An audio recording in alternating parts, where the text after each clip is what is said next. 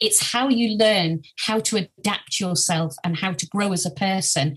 Is taking everything in life, the knockdowns and all, as something, as a learned experience. We're not born to know everything. And we never will know everything. And we will never be perfect. And perfect is boring. Let's just focus on what you can do, what you are good at. And I do like to give people a leg up and give them a thumbs up and say you're doing a great job, because it's so important that you're heard and that you feel that someone appreciates you. I think appreciation is a massive part of getting on in life.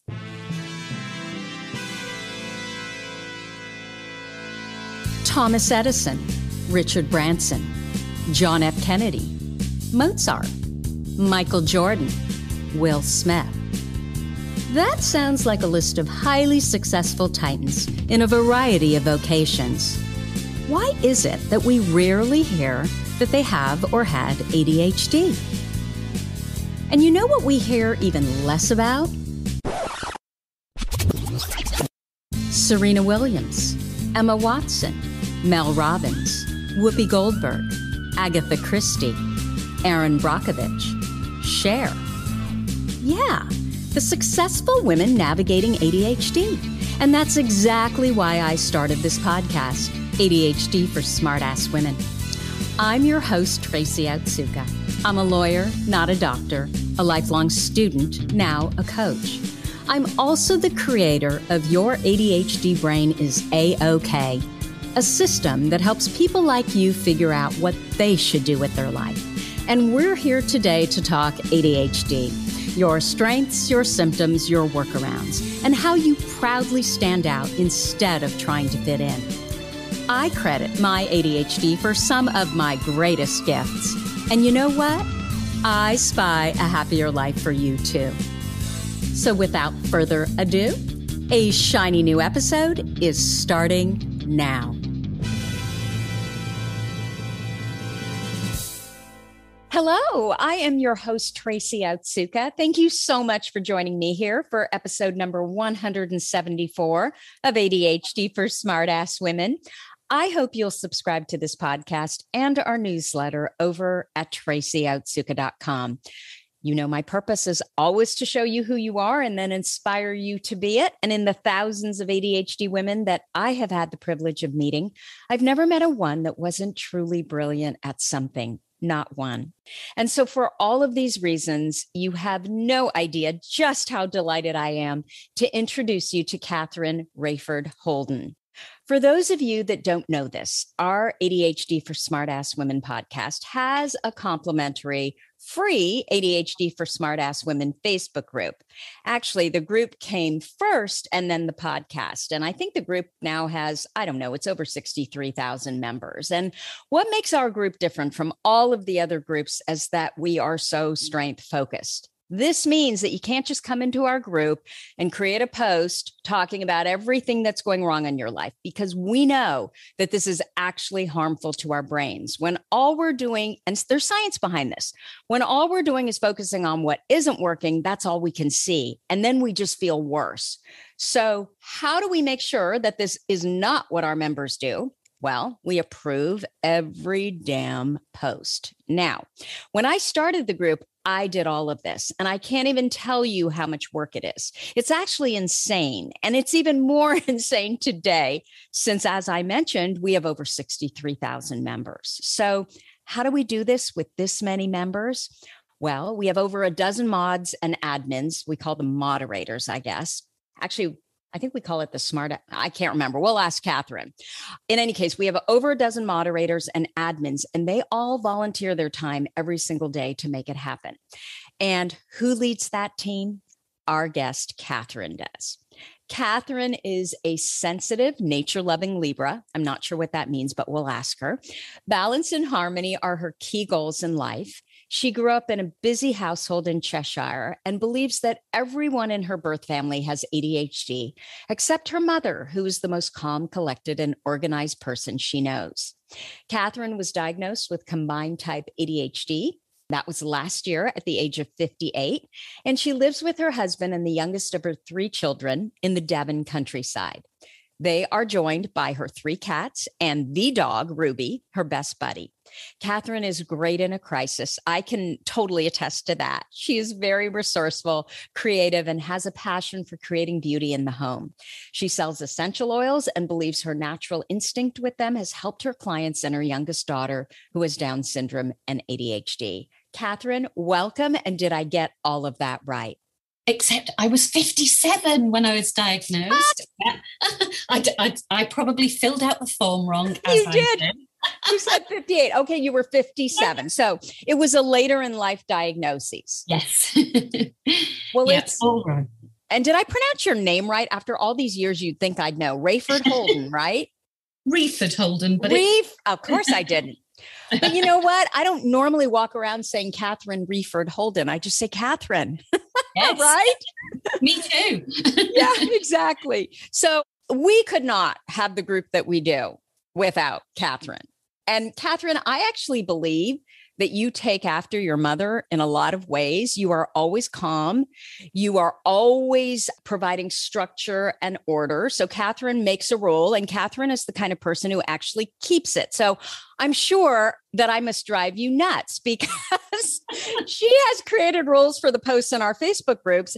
And I'm so bad at following them, but it's not because I don't want to. It's that I never know what the rules are, right? Like I can't remember them. I probably never learned them from the beginning. So I don't know what they are. So I'm sure you're just like, please don't approve any more posts, Tracy. Oh, but you're what I need. I think you're just such a kind-hearted person. You always see the good in everyone. You never look for the bad. So you don't spot those little things sneaking up on you.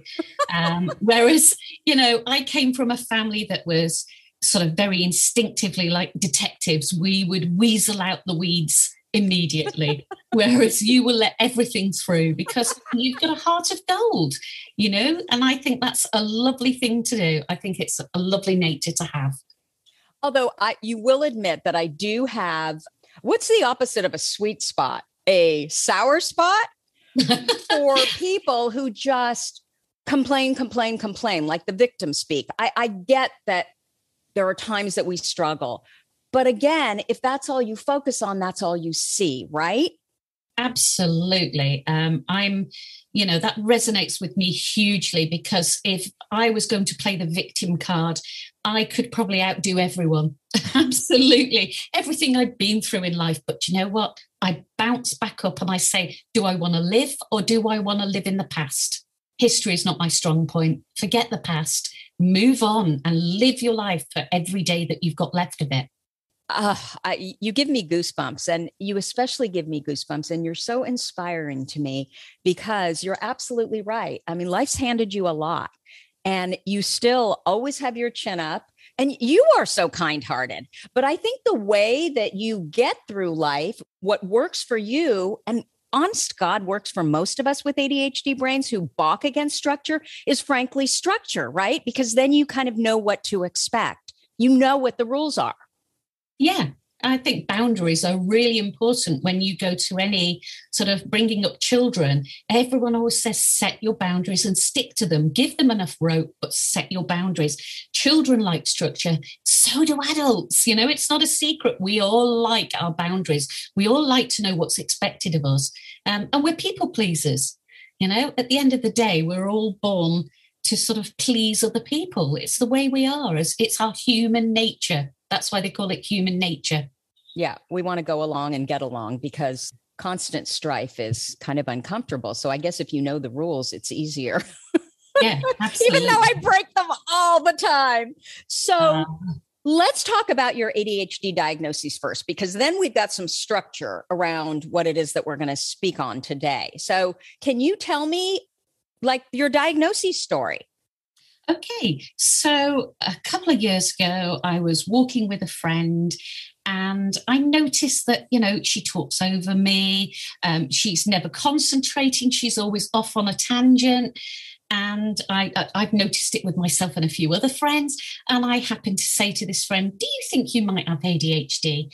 And the strangest thing was she turned around and said, I think you have. So we both looked into it and went down the journey together. It was very bizarre. We were both diagnosed within a month of each other, which was crazy. And it was her that actually introduced me to this group. So I'm so thankful to her forever. You know, Catheryn, I didn't know that. I had no idea that that's how, it came about. And there was a friend who then said, check this group out. So that's super interesting to me. Yeah.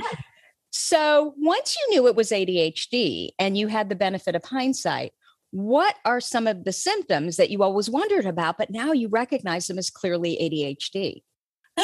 Well, I used to think I was going a bit mad because I'd have all this energy in my head, but I'd feel like I couldn't do anything. I was overwhelmed. I would get up in the morning and I had no focus and no direction. I'd get up and I'd look at my desk, I'd look at my diary, and there was nothing on. It was like I was frozen in time and I could lose an entire day doing absolutely nothing because there were so many things in my head and so much I wanted to do. Sometimes I'd go and lie down on the bed because I thought it's just all too overwhelming, but I wasn't tired. So within minutes, I'd be bouncing up again, looking around the house. I would start things and never finish them. My husband said, are you ever going to decorate one room? I love decorating, by the way. I do all the painting myself because I don't trust anyone else to get it absolutely spot on. Oh. So I'd start decorating one room and then halfway through I'd get bored once I'd seen the colours and I'd move to the next room and the next room.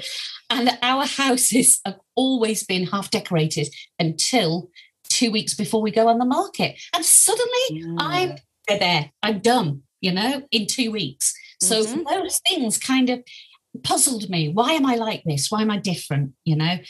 Things like, why do I blurt out things when in a bunch of friends, I'm a very honest person and I say what I think and I don't wish to be hurtful, but unfortunately it comes across that way sometimes. And I really don't mean it. I'm just saying it as it comes in my head. And I used to think, why do I do that? What's wrong with me? Very strange things, but those little things, always puzzled me. And since my diagnosis, I come to grips with a lot of those things. I've learned through the group how to work around those things, how to manage them and navigate them so they're not so disastrous and catastrophic. Okay, so I want to go back to that question. I just wrote it down, how you go about then what you've learned. But before we go there, I want to know about your childhood, your early life. Can you talk to us about that? Yeah. I mean, I was in a very fortunate household that both my parents worked. They started out very poor, but my father was very ambitious, 100% ADHD, probably hyperactive, very hyperactive man. Never stopped. He was always working, but he was also very volatile and addictions.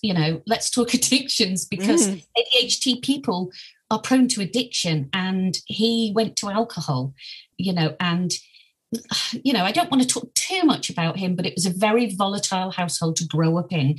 But also he was very exciting. He was very impulsive. And, we'd all be suddenly jumping in a van and travelling off down to Devon, where I live now, from the northern area of, Cheshire in the UK.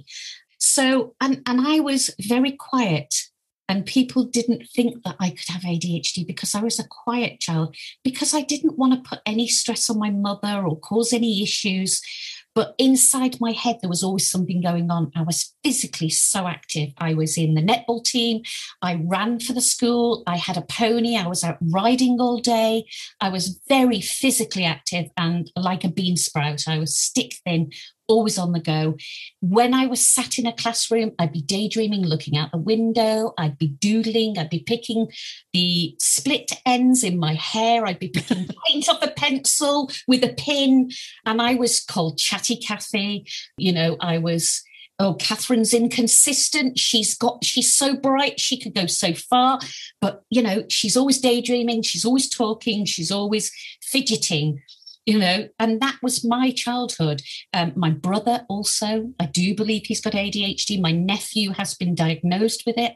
My sister is a very active person, still now, always on the go. She fills every bit of her day with something. So growing up in that household was absolutely crazy, a crazy household. So, Catheryn, did you struggle in school, or were you able to figure out, despite the fact that it sounds like you were kind of bored and in your head a lot? And yeah, well, I never revised, and I don't know, I just couldn't sit there and go over stuff that if they didn't make it exciting enough, I wasn't going to learn it. I wasn't going to use it. So I would say that I did struggle, but I did fly through some exams. It was if I was keen on it, if they made it exciting, I would pass. I would get there. But I did fail on a few things because I just was so bored. History, geography, not my thing. So I didn't even try, and I got very low points. But I did seem to get through school well. so you commented on how, since you've been diagnosed, what has changed is you've learned how to manage and navigate better. Can you give us some examples of what you mean? Gosh, I had them wrote down, and in good ADHD fashion, they're on my desk on all the piles of paperwork. But I think things like remembering things, some of the tools and tips that people have given us online have really helped, like the tile for finding your keys. I bought a Rocket book, which is really useful because I can scribble notes, scan it, and when I'm out and about, I don't need these paper bits anymore. I write them down on the Rocket book, but I didn't write my notes down for this podcast. On my Rocket book. But generally I use it, and it's really helpful. Lots of other things, just little tips that I picked up along the way off other people, syncing things up. What about emotional dysregulation? Have you learned strategies around that? I should ask, has that been a problem for you, where something will happen and you just get consumed with that thing and it can ruin your whole day? I think in the past, definitely. But now I have these resources. I can just go into the group. I can chat to the squad. Our mod squad have become amazing friends. And I can say, what do you think about this? So rather than spilling my feelings out on the group pages, I do talk to people who now understand me. It's not friendships where I would say something and they go, well, everybody does that. No, not to this level, but everybody does that. Your neurotypical people will always say to you, yeah, well, I do that sometimes. Yeah, but you don't do it every day. So yeah, I can sort of regulate my emotions much better. How do you do that? So do you have a strategy now that you didn't have before? I mean, well, you basically said you'll go into the mod squad. And I guess that's a plug for the mod squad, because I have had so many, and yes, that's what it's called. Duh. I have had so many women who've contacted me and said, I'm not sure I can do this. I'm not sure I'm positive enough. And then I tell them, you know what? If you're not positive enough, this is the perfect thing to do, because it's going to reframe how you think about everything. Because if you're constantly in the group looking so we allow people to post when they're upset about something, absolutely. But we always want them to wrap it up with some sort of request for a workaround, some way that they can get into action around how they feel, so they can flip looking at all the bad stuff and really, focusing on the strengths. And so we've had a number of women who have started really not sure they could do it. And it literally changed how they see their life. They reframe everything now, because when you're constantly seeing what people are actually doing and, doing to their brains when they're constantly kind of in that victim mode, it's amazing, right? We often can't see it in ourselves, but when we see someone else doing it, it becomes so clear. So we stop doing it ourselves. Oh, absolutely agree with you on that. And yeah, we do love people to post, I'm having a bad day, and to ask, what would you do? How do you cope with this? And it really does turn you around. I mean, I've watched some of the mod squad grow, and it's so amazing where they start off saying, I'm not sure I can do this. I feel insecure about this and that. And through joining us, they see that we're like-minded. We're all in the same boat. We all started out in the same boat, not knowing how to handle this. And now we're all supportive and growing into this really strong team. And I've never quite felt that affinity with other women. I've had women friends and I've had male friends, but I've never felt as close as I do to the mod squad, because they have all the same, or they've started out with the same issues. And somehow we've sort of focused on what actually they're good at. And it's about strength building, team building. And wow, to see some of these ladies growing and becoming real strength focused people, it's amazing. That's all I can say on it. It's amazing. Well, I'm just thinking of one of our squad in general who, she flat out, said, I'm so insecure and I beat myself up all the time. And to see what has happened with her in under a year, I'm blown away by it too. It just shows the power of your thoughts and the power, what you think is who you are, right?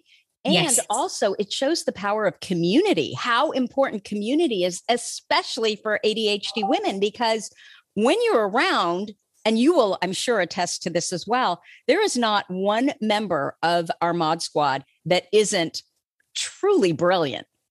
And they're all kind of brilliant at different things. And so, and this is because of you. You are the one who has created the structure. I could never do this. But what I've noticed that you've done is, when, for example, you need someone that really is all about boundaries, that one person knows that they're the one to deal with those kinds of difficult situations, versus when you need someone who's all about love and joy. And, I know you're going to send Melody's the one who's going to, volunteer for that one. So it's really interesting how what you've done is you've looked at people's gifts and you've kind of given them a little crown for that gift, for that strength. And so they know that, oh yeah, that's mine. I'm going to go for that one. Yeah.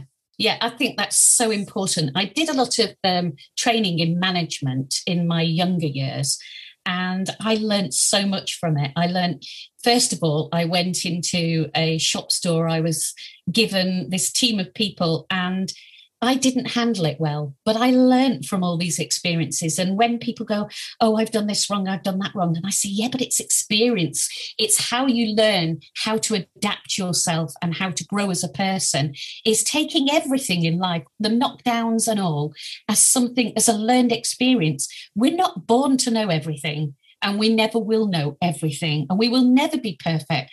And perfect is boring. Let's just focus on what you can do, what you are good at. And I do like to give people a leg up and give them a thumbs up and say you're doing a great job, because it's so important that you're heard and that you feel that someone appreciates you. I think appreciation is a massive part of getting on in life. Well, and especially for us ADHD people, right? Yeah.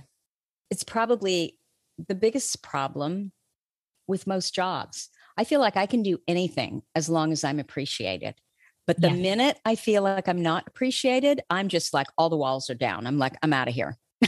Yeah. Oh, I agree, 100%. And I think most ADHD people do think they can do everything because we're so adaptable. We're so resourceful. We've got so much energy mentally and physically that we can adapt, and we watch how people do things and we think, well, if you did it that way, if you did it this way, and we don't look at one option, we look at multitudes of options. We look at everything. We're like looking at an onion and every layer till we get to the middle before we decide how it's going to look and how we're going to cut it and how we're going to cook it. And what seasonings we're going to use with it. Absolutely.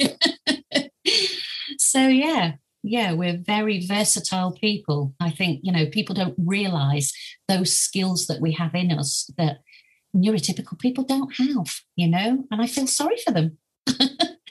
So how did you really learn those skills? Because, and maybe you can tell a little bit about some of the things that you've had to, I hate to use the term deal with, some of the experiences that you've had in life.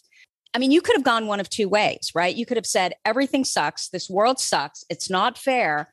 Or you could have totally gone the opposite way, which is what you did, and become a survivor, take these experiences that were very difficult and turn them into something positive. Well, first of all, can you explain some of the things that you've challenges you've had to meet?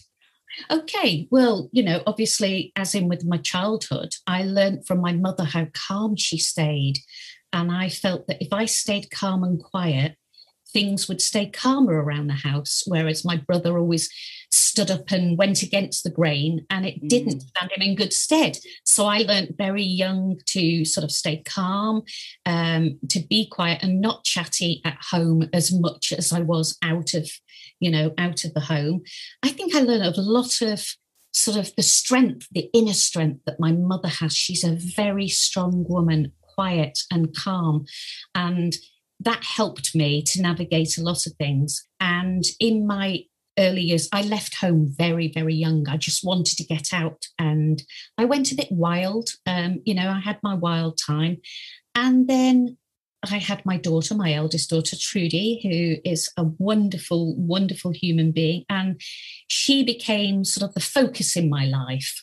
And then when I had my son and lost him at 3 months, I could have fallen apart, but I didn't. I kind of just held myself together and thought, I've got a choice now. I can either die with him, and my spirit can die alongside him, or I can live for my daughter. And it was her knowing that she needed me as a mother, and my mother's strength, and watching how strong she'd been. It helped me to pull myself together and go, yeah, do you know what? I've lost a son, but I've still got a daughter. I'm still alive.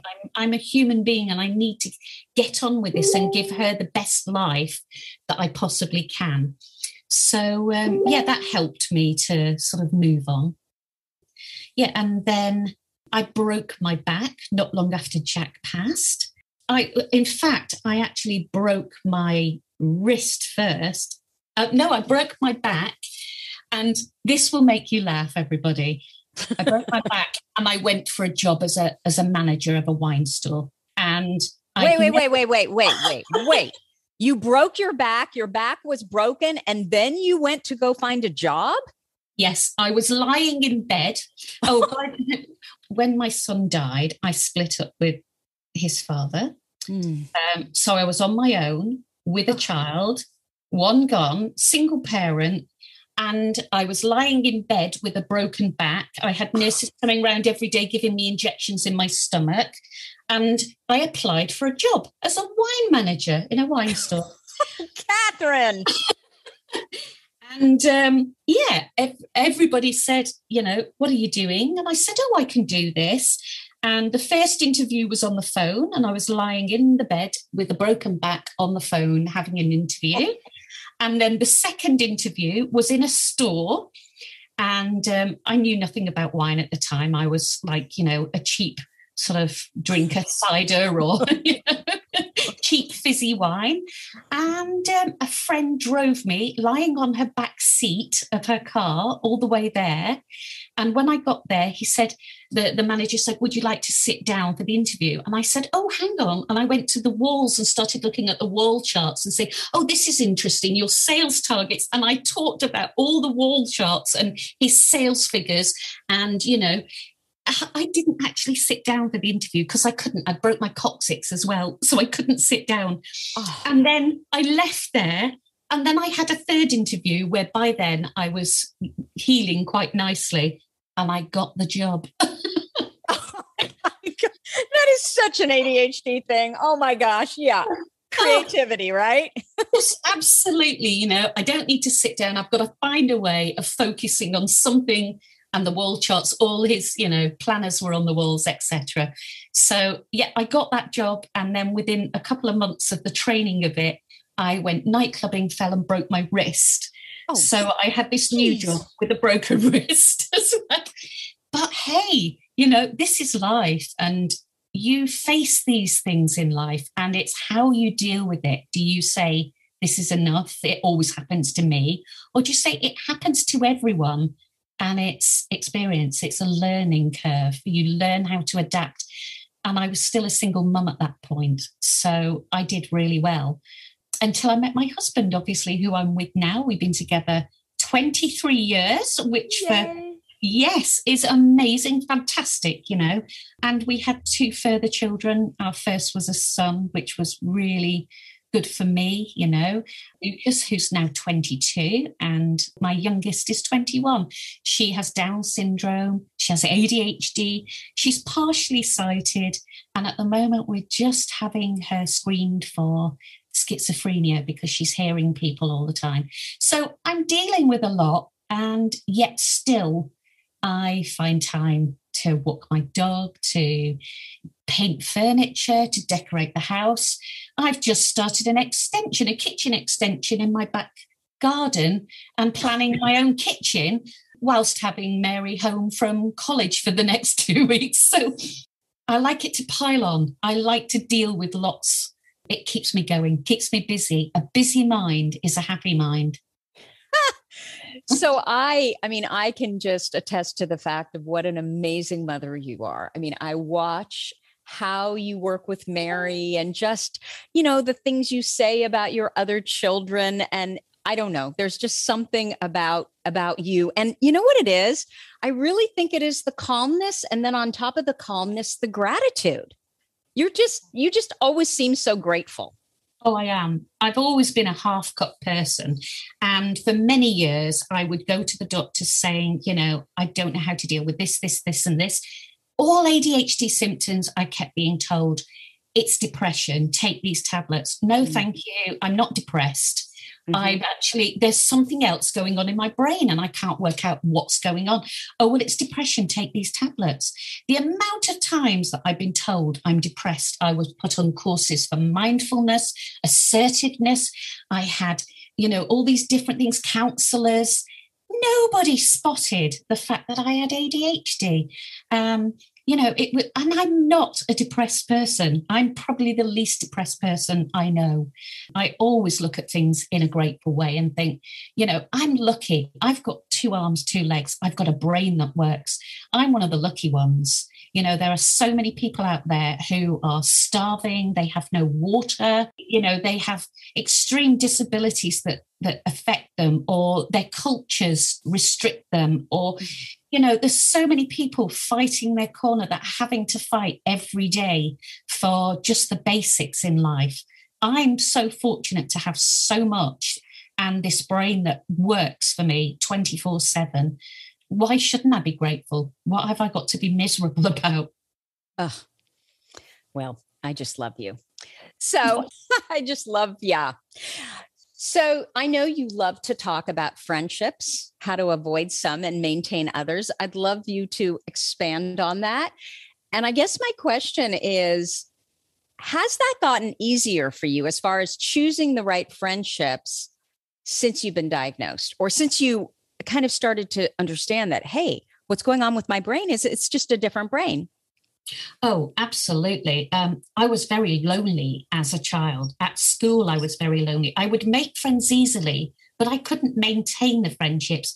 What would I say? I'd say flaw, but I don't like to say negative things. But my biggest flaw is I never remember birthdays. I never remember birthday cards. Me too. I forgot my husband's birthday. And a week later, he said something and I went, oh gosh, I've missed your birthday again. I've just missed his birthday so many times, and I never send cards to people. And I just say to them, I'm sorry, it's not my thing. A lot of people are very sensitive and don't like that. They feel that I don't care enough about them. And it's not about caring. It's about saying my head is so full of stuff that the little things, they don't matter to me. So I forget them. And it's not that I don't care about people, because I'm there when they need me. Yeah, as a child, I grew up very, very lonely. So I used horses and my dogs, pet animals for a social life. And as a young adult, I was great with friendships that were based on, oh, we're going out to a club and dancing all night. That was great. But I could never maintain these group friendships, these long-term friendships that other people seem to be able to maintain. And as I started to discover about the ADHD, it kind of made me realize why. Sometimes it would be literally boredom. Someone would excite me, and once I knew everything, I would move on. And that's awful, but we all do it. But now I do it to people that actually are like me. We're 1 minute we're talking all day, every day for about 2 months, and then suddenly we don't talk for 6 months. I don't see that now as a bad thing. I see it as that we're both focusing on other things that are interesting us. And it's not that they're boring or that you're not interested anymore, but you've found out so much in that short space of time, then you're looking at the next big fix. But I do have some really good friends I've made in the squad, and it's amazing how I still feel that I have the time for them. As soon as one of them connects with me, I could talk to them for hours, as I could with you. It's just the way we are. Don't you think, though, a lot of it is because they understand you? They understand that it's not because you don't care about them or, you're rude. It's that, they have that same brain. And I know that when it comes to friendship, I used to feel bad about the fact that my husband, for example, can literally stay in touch with people for decades. Literally, he's, friends from high school that he still, regularly contacts, but he can do it in 5-minute shots. And I have tried. I cannot get on the phone and get off the phone in under an hour. And so I think that is why I struggle with this so much. I guess it should be easier if you can just send a text, and I can do that. But I wonder if it's because they struggle with the same thing. And so they think nothing of the fact that you might pop in 6 months later and say, hey, and check in, right? Versus non-ADHD friends. No, they're like, she ghosted me. They don't understand that we don't even have a concept of time a lot. Like, I don't even realize it's 6 months. I feel like I just talked to you. Yeah. People will send you a text, for instance, and you see it and you're busy doing something. You don't reply. And then hours later, you think, oh, yeah, I must ring them, I must text them back. And then you get distracted by something else. You go off to do something else. And I must admit, I've been on meds now since last February. And ADHD medication? Yes. Yeah. I'm on Elvance, which is the same as Vivance there, is it? Vivance. And before then, I used to use essential oils to calm me down and to help me to focus, but nothing touches the sides like the medication, unfortunately. But I do give myself days off from it because I feel sometimes there's too much structure and I don't like that. I'm not used to that. I'm used to having the wild me flying around, the creative me, and I find I'm more creative without it. Yeah. So, I do now reply to people. My emails are cleared almost. I have less than 500, which for me is amazing. Sorry, my favorite word. I also think with friendships, we are lifelong learners. We are always growing. And when I used to feel bad about, why am I not staying in touch with people I went to high school with? I mean, I do. Like, I see them on Facebook. We might messenger each other, but we're not making a concerted effort to get together and to do things. And then I realized that, we are lifelong learners. We're always growing. And so those friendships, those relationships, they were fine, when I was in high school, but we're not the same people anymore. And I mean, when I'm really honest, I didn't have anything really in common with them then, other than, we went to the same high school. So why would I spend my time there rather than with people that I really feel community and commonality with? Yeah, absolutely. I mean, one of my really good friends who I actually do see regularly, we walk our dogs together, and we've both got the same dog, a fox red Labrador. They're high energy dogs that need a lovely walk. We walk through the forest and we have a lot of things in common. We've both got children with ADHD, both got these sort of other disabilities. Well, ADHD isn't a disability, but, they have disabilities alongside that. And we have so much in common. And it's so good to talk to someone you can relate to about every aspect of your life. And, we really do help each other out because we both kind of rally for each other and push each other up, and that's what you want. You want friends who will give you a leg up, not a leg down. So when it comes to friendships, my tip is if you feel someone's always knocking you down or questioning how much you care about them, or questioning if you're late or you're always too early or you need things done a certain way. That's not friendship. They need to understand how your mind works. And if they're not prepared to, then they're not friends, they're acquaintances. See them as and when you want. Friendships are real. They're about picking each other up, holding each other up. That's a friendship for me. Yeah, when you leave them, you actually feel better for having met them versus, I've had friends where I leave and I'm like, oh my gosh, I wish I would have, I don't feel good. Yeah. Yeah. And that's bad. That's bad where you come away. I used to come away from group situations feeling bad. I have a couple of small groups I see now, but they're smaller groups. And I know that they've all got the best intention to me. And I think that helps as well. But I tend to I have a lot of, I say a lot, I've got a handful of close friends. And I can see them sometimes 6 months apart, sometimes every day for a week, and it doesn't matter. They're my friends, my core friends who I know have got my back. And I think that's really important with friendship. Yeah. Okay. So you had mentioned you were married the first time and then you got married a second time. Tell me what was the difference? Because it sounds like the second time you got it right. Yeah. Well, the first time I wasn't actually married. I was just dating him and had 2 children out of wedlock. And when I met my now husband, it was about friendship first. He pursued me. It took him 6 months to get a date out of me. We were friends first. I had a part-time job in the evenings alongside 2 other jobs I had full-time in a pub. And it was that was my social life because I was a single parent and I had my daughter Trudy, who was, I think, around 11, 12, 13 when I met my husband. And it was my social life where I got paid to work and chat to people, and get bought drinks at the same time. So it was a night out I was paid for, which was great. And he chatted me up and I just became his friend for a long time.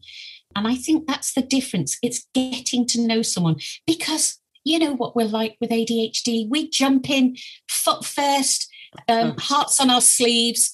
A man says, oh, you're beautiful, and we want to be married and have kids. It's just what we do. We don't hang around. We don't waste time. We just want to get into it.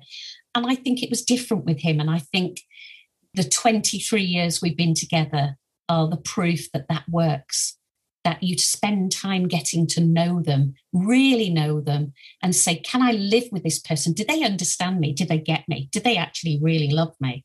And then it will work. And I think, that's the secret of success of my marriage. In the past, I just went all guns a-blazing, jumped in. This time I was careful and I wasn't ready for a relationship, to be honest. I said, no, I'm done with men. I've had the heartbreak. I've gone through it all. I'm going to stay on my own with my daughter. Plus, I had her feelings to protect as well. So it made a difference. It made a big difference. And it's for life. Marriage is for life. And that's why I probably didn't get married the first time round. You knew.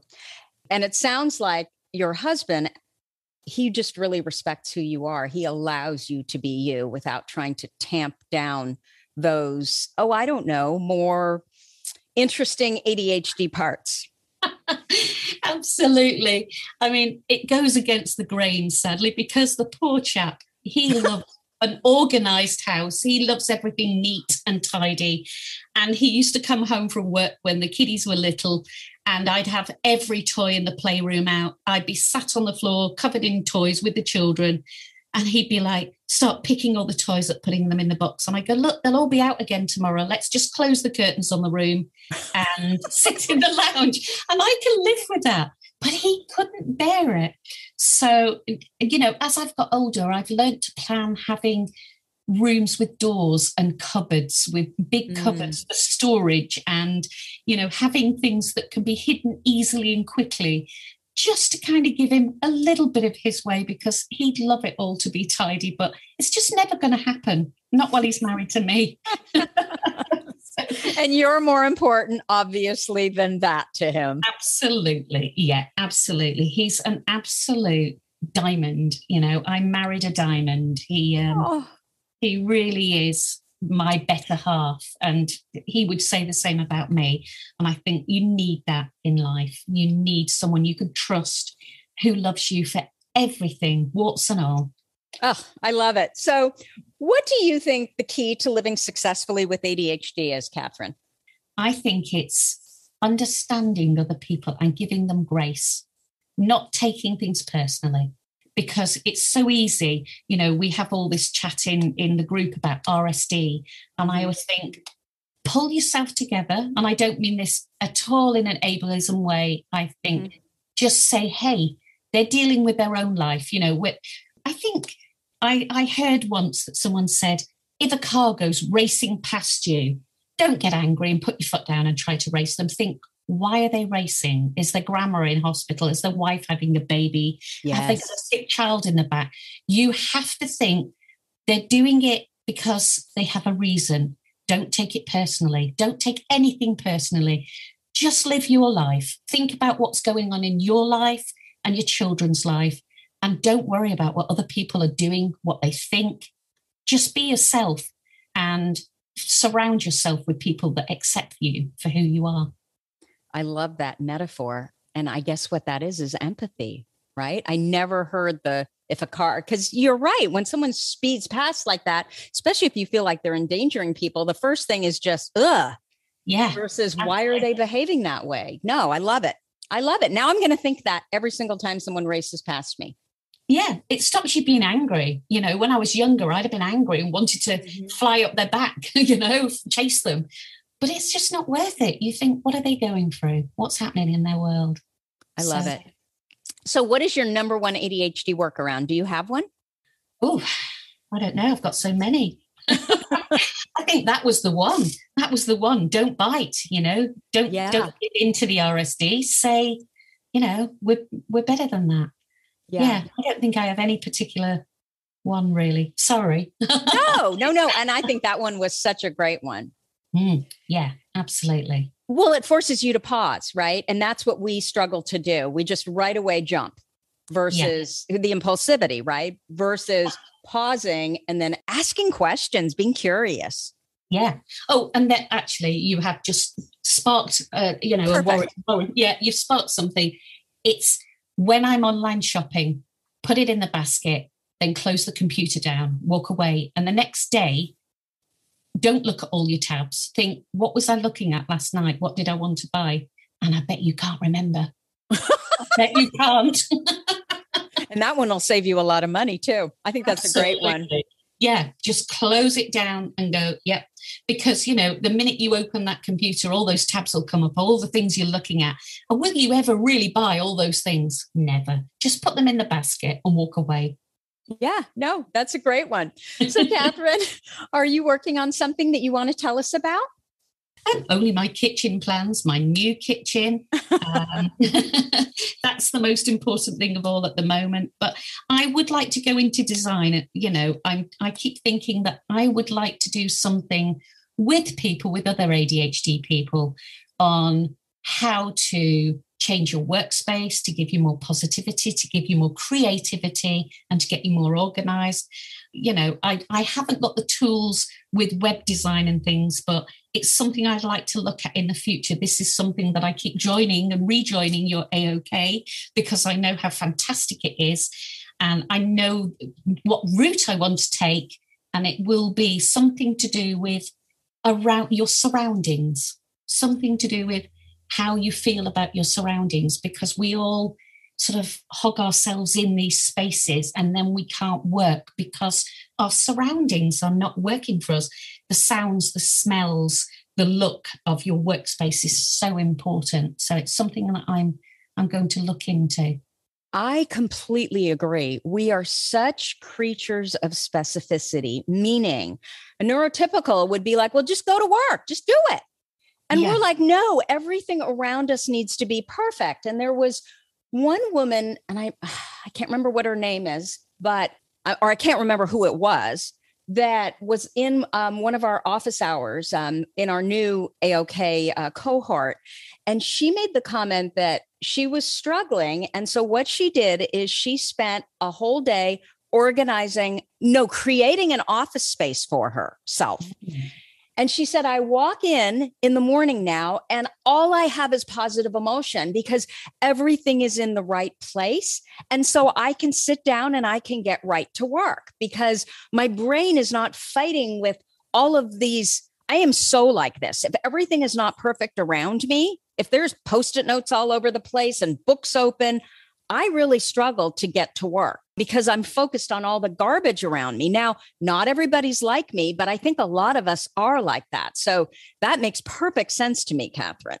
Yeah, absolutely. And I think so many people don't know where to start. I've looked at the Marie Kondo and I've looked at, declutter sites, but they don't talk about the beauty. And I think we need to see beauty where we're sat, not just, everything on my desk, microscopes and Vic inhalers and glasses, cleaning cloths. I've got a plug sockets and pens, a Faro and Ball paint chart and some of my vitamin pills, some keys, you name it. It's all on my desk and it doesn't need to be. It needs to be where it belongs.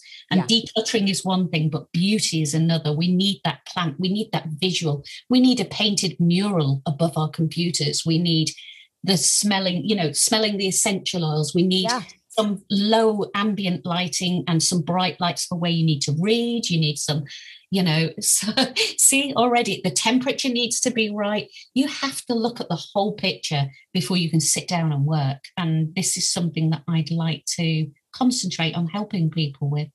Absolutely. Because it's really all about awareness, right? Pausing and sitting and thinking about what do we need? Most of the time we don't know. Yeah, absolutely. No, I love that. I love that. Okay. So Catheryn, where can people find you if they want to know more about you and connect with you? Well, I have a group on Facebook called Essentially Cathy, with an IE. I also have my private Facebook page, which when people join my group, often we become friends because I chat to them. It's an essential oil group. I don't push selling on people. As you know, in your group, I abhor people that try to sell to people, but I'm happy to chat. She's brutal about that. Oh, absolutely. I think, there's places to sell. And okay, so let's make sure that we know. Okay, so what is the name? If people want to find you, the Facebook group is Essentially Cathy. So Cathie. Yes. Okay. And I will go find that and we'll post a link to that group on the show notes. Oh, lovely. Thank you. Yeah. And, people can chat to me about anything, not just about essential oils, but about health. Always happy to chat to people. Wonderful. Not to sell to people. Catheryn, thank you so much for spending time with us here today. It's been such a privilege to get to know you. And I can't even tell you how appreciative I am that you just stepped up and volunteered to do this, because I hope our members, I'm sure they don't have a clue how much work this is. Not a clue, because I barely do. And so the fact that you've taken this on, I cannot even begin to tell you how thankful I am and how grateful I am for you. Well, I love it. I absolutely love it. It's a challenge. Each day is a challenge for me, and I love a challenge. And I love the members. There's so many creative and uplifting members, with brilliant minds. And it's so interesting. So interesting. So thank you. It's an honor to be part of the group. Oh, you're so wonderful. Thank you again. Thank you, Tracy. Before I let you go, there is one more thing I should mention.